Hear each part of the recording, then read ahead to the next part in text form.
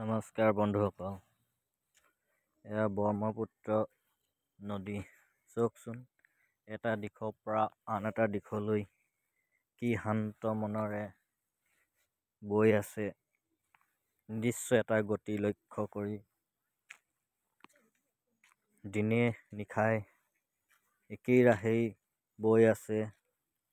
নিজৰ লক্ষ্যত উপনীত হ'বলৈ ঠিক মানুহৰো জীৱনটো ঠিক সেইদৰেই হোৱাহেঁতেন।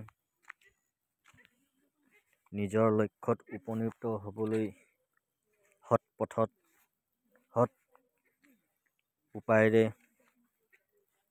যোৱাহেঁতেন। আজিৰ মানুহ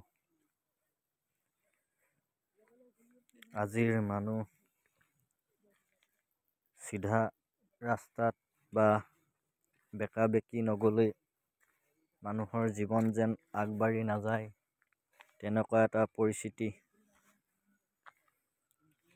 এয়া ব্ৰহ্মপুত্ৰৰে এটা উদাহৰণ ল'ব নোৱাৰিনে বাৰু? নিৰ্দিষ্ট গতিৰ বাবে, নিৰ্দিষ্ট লক্ষ্যৰ বাবে